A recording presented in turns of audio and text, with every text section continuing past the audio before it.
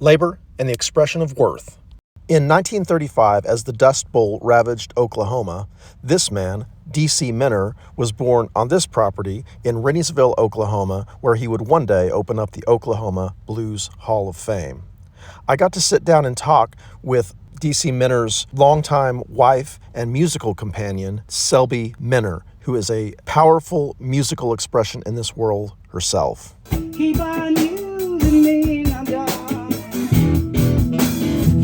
Use me up.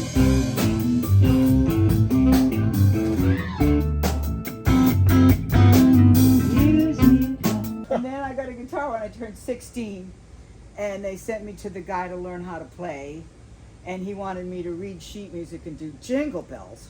And you weren't into that, huh? No, I'm listening to the Rolling Stones as loud as I could get away with every day when I came home from school. Either dancing to it or singing. And that's back when the Stones were doing blues. Labor and the Expression of Worth. All right, I'm here at the Oklahoma Blues Hall of Fame with Selby Minner here and Howimaha Coyne. Joy Walden. Joy Walden, yes. And I've had a great weekend. It's been amazing. 3 nights of music. Got to listen to your band Saturday night. Yeah. And then Sunday night, we had a jam. With Lots, a lot of lot of people. folks here. I got to hear a lot of cool music. I remember there's one in particular. There's that, I don't know, 15, 16-year-old girl playing with her family. And she was playing that bass. You remember her? Oh, yeah. And man, she was the lady laying from it Mojo down. Sonata. Yeah, just young people Yeah. doing the music. I mean, Yeah. just seeing that was that her energy. daughter on bass and her husband on lead guitar. Right. Yeah. Yeah, it was beautiful. I got to talk to them afterwards, Yeah. and that was nice. So I asked Selby if she would talk to me about community, and you were just mentioned before I turned on the camera Right. about some Right. some premises, some DC Minner This wisdom is about D.C. community. Minner's home. He was born here in 35, and then I was with him as his bass player and wife for 32 years, and he died 15 years ago last Saturday. Okay. So we're at a moment, you know. Mhm. I feel his energy a lot right now, and 16, he's working on year 16 is how he would say it, and 6 and 1 adds up to 7, and that's his lucky number and my lucky number, so I'm very optimistic. that- Signs are coming together. Yeah. Yeah, symbols. Numerologically speaking, which Mhm. I'm no expert on that, but he'd always say you have to watch the numbers, that's what he said. But also what he would say is, when people walk in here, everyone has their dignity.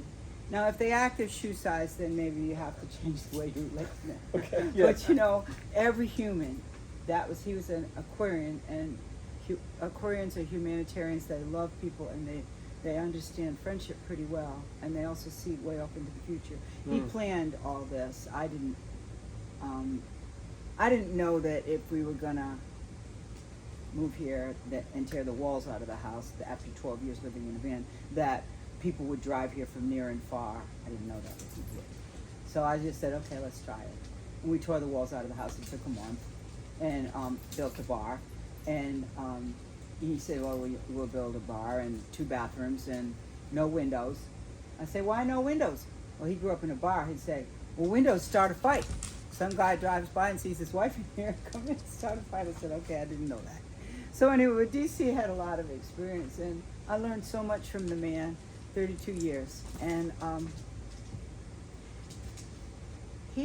where he was at about controversy was an education for me. Because I mean, I had gone from being a radical feminist to just a feminist. You know, Okay, yeah. living in the East Bay. There's a whole story And- there. Yeah, Yes. that's another whole interview. But I'm very, you know, I'm pretty independent, and it's hard to find people that love a strong woman, you know, and so, that's what I didn't want to stop being a strong woman. That just seemed counterproductive. You know, I work hard. I believe in what I do. But anyway, he would say, music brings people together. Politics divides people. And when we stand on stage together, Selby, okay, black man, white woman, that's political enough.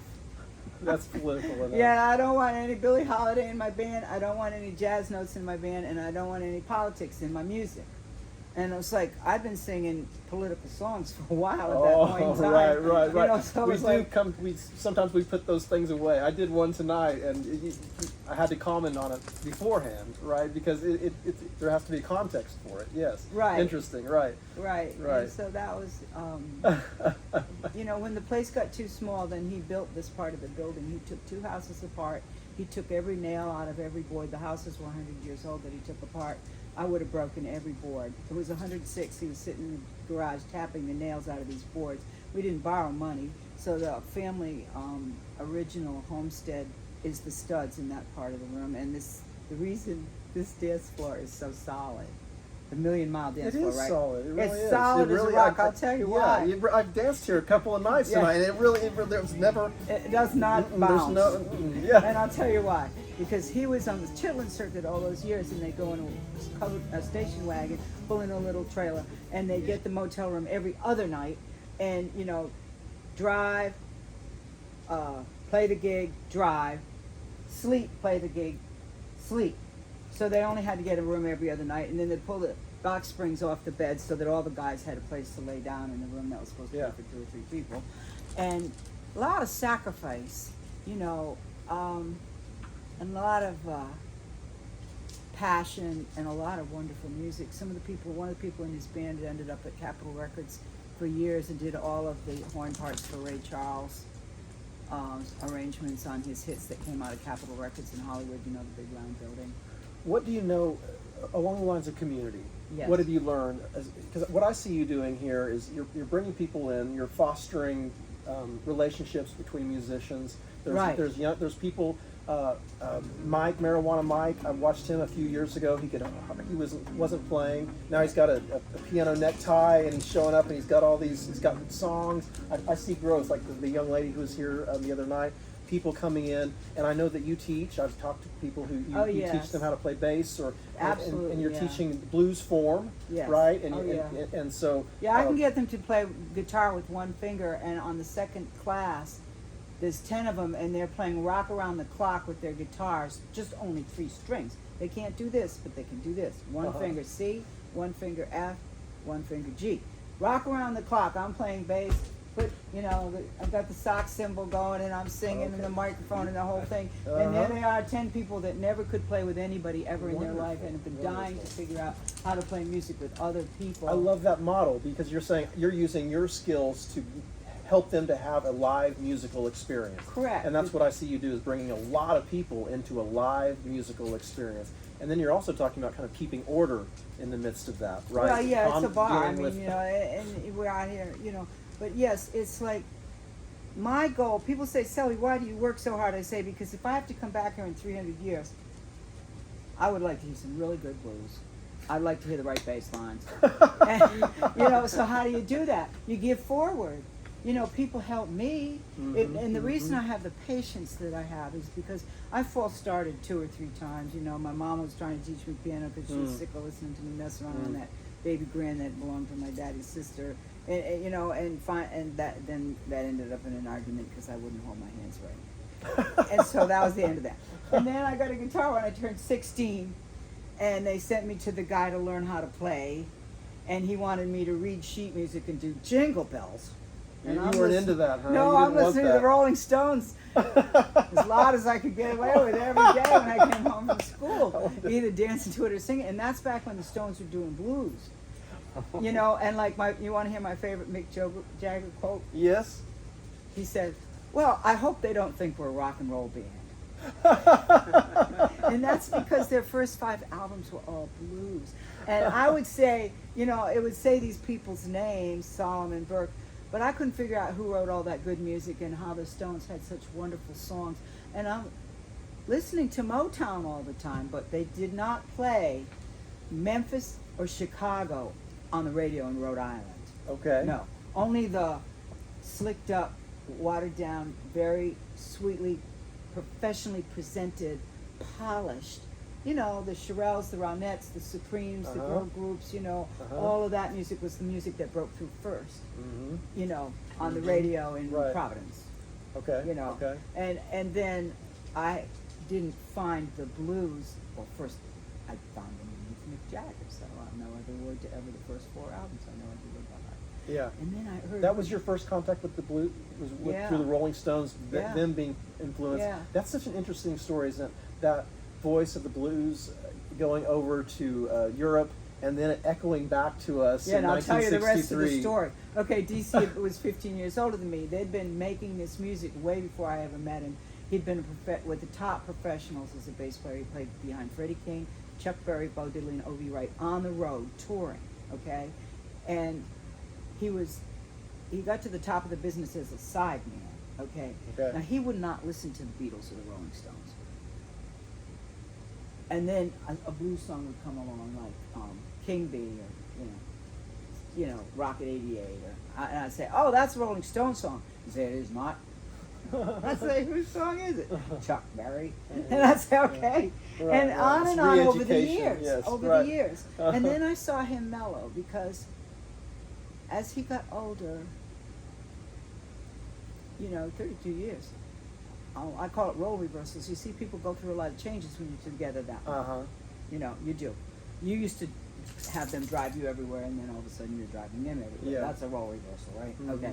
So one day he said, well, I think I can understand why we didn't get the money from the music, because just when we thought we were going to start getting some money from the music, the British invasion happened and the whole thing had changed. Interesting. And they got the money, and like he said, but I know that probably some of those guys didn't want their daughter to have a giant poster of Muddy Waters on their wall. Better it be a British guy. Right. My memory of that re-education was the first time I heard Big Mama Thornton sing, "You ain't nothing but a hound dog to cry," and I was like, oh, that's before Elvis. See, that was another big moment right? for me, that particular song. And Big Mama Thornton, I saw her twice. I saw her in Newport when she was young and playing drums and harmonica and dancing all the stages. And then I saw her in Berkeley years later when she was straight up and down wearing men's suits. Okay. Oh, interesting. Now, Elvis never gave anybody the money for their songs. And I knew that. She did not get her money for Hound Dog. When she was old, she got a Cadillac. Okay? Okay. Now, but Janice also had a hit with a Big Mama Thornton song, which was Ball and Chain. Is that right? Yes. And so my experience was, okay, my folks didn't want me to do music. I got into the best art school. They really wanted me to go to the Catholic girls' school, but after serious every time he'd look at me for a week, the tear would roll down my face. He finally said, my dad, he said, go to the art school then, but it's not going to be a 4-year party on the old man's dough. I said, okay, great. And it was not. It was a very good school. So you went to an art school? Yeah, Rhode Island School of Design. Rhode Island School? What did you study at Rhode Island School Well, of I Design? could have studied architecture or fashion, or I could have studied industrial design, or I could have sculpture or pottery, and I did tried a few of those things. But I studied painting. Okay. And so. And this is your work back here. Oh, yeah. Some of your work for the Yeah, stage. this place is kind of my art project. This is my most successful one. I think we've sold 15,000 of these shirts. Is that right? 500 a year 15,000? for 30 years. Okay. Yeah. Wow. So thank you. So but back to what I was saying. So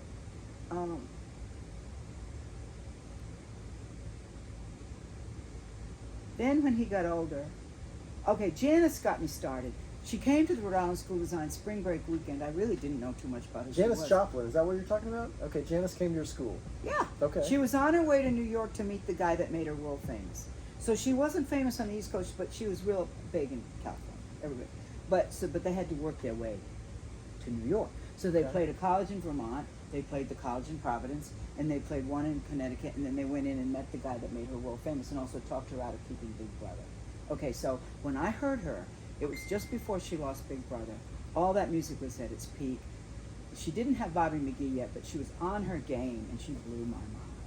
Your mind was blown by Janice Joplin Yeah, right it was there like in person. for 4 days I couldn't talk to anybody because I was now currently completely out of excuses as a white girl to not try to sing. Blues. Oh, I like that. You know what I'm There saying? you go. Because everybody else white that I'd heard sing blues was kind of mimicking the blues. But Janice was putting her soul in there, Right. adding to the genre and yeah, respecting it and paying Big Mama Thornton. Okay? Oh, interesting. She paid Big Mama Thornton. Because that's a big thing, this idea of appropriation, right? And as And musicians, the music business is just so full of Well, as a musician, I mean, Problems. I'm just always kind of soaking things up for people. It's a natural thing for music to yeah. pass from one person to another. Oh, yeah. But then you come into these. That's interesting, though, that because I didn't know that about Janice. That even kind of the part of the feminist side of the story, right, is that Right. she, as that the woman was paying Big Mama Thornton. Yeah. That's the interesting part And of the as story, a responsible citizen, giving back to the culture that Right. provided the music that she loved.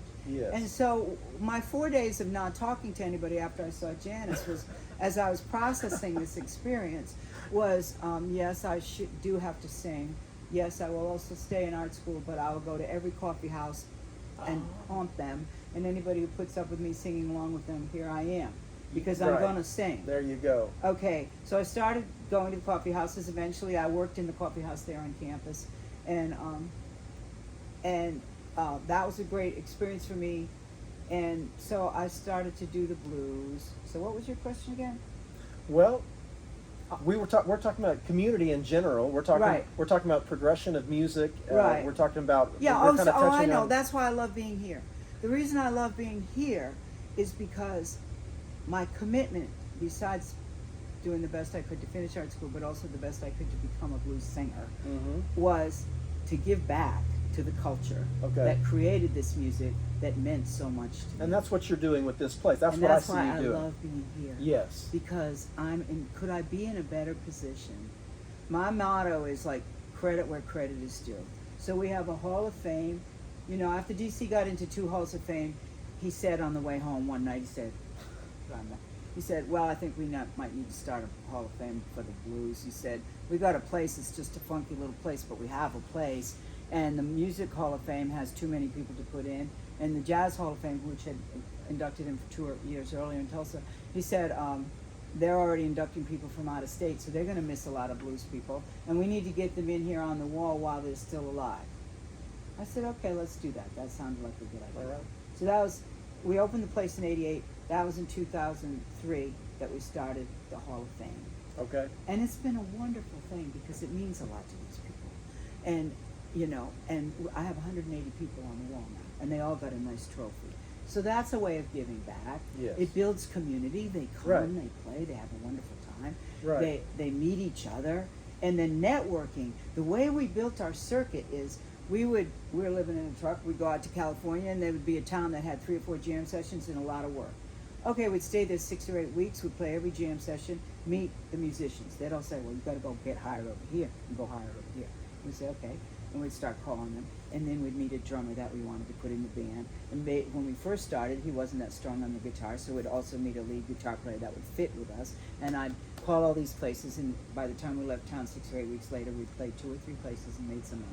And then the next That's a year, whole skill set. Being able to put that together on the road, and it was meeting through people. jam sessions. Okay, jam sessions. Right. See? So I Mhm. learned just how important jam sessions are because it's the one place musicians lay down there and You got to the work music's together. first.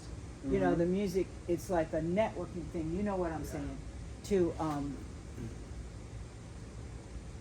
play the best you can play and find out who you can play with Mhm. that values the same thing that you do. Right.